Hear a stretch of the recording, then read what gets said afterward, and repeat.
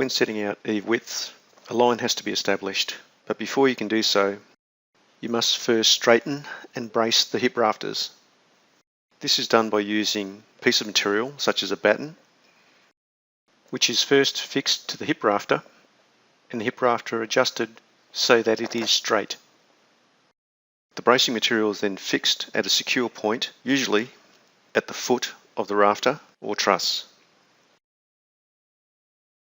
This must be done for all hip and valley rafters.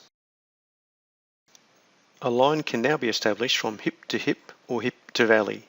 Chalk lines and straight edges must not be used for this part of the process.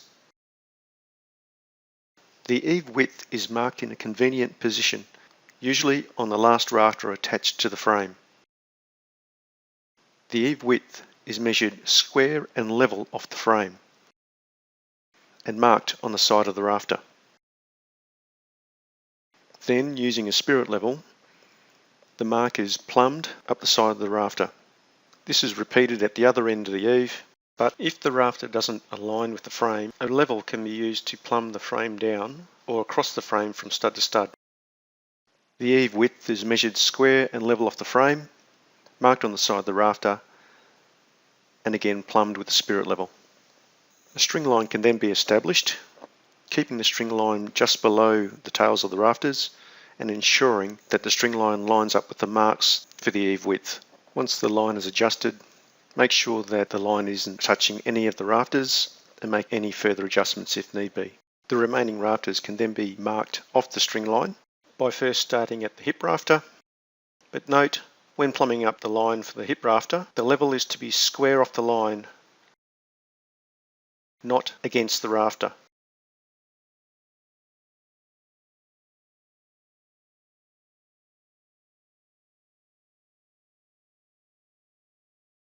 Marking the hip like this ensures that the hip plumb cut is in the same plane as the rafter plumb cuts,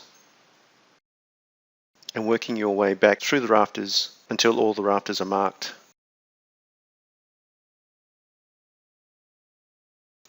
Once the last rafter is marked, the string line can be removed and the rafter tails cut.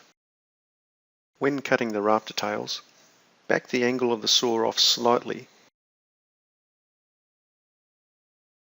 and cut to the line so that the line is the longest point. This will guarantee that the eave width will be precise. Repeat the process for the remaining eaves and leave ready to receive fascia.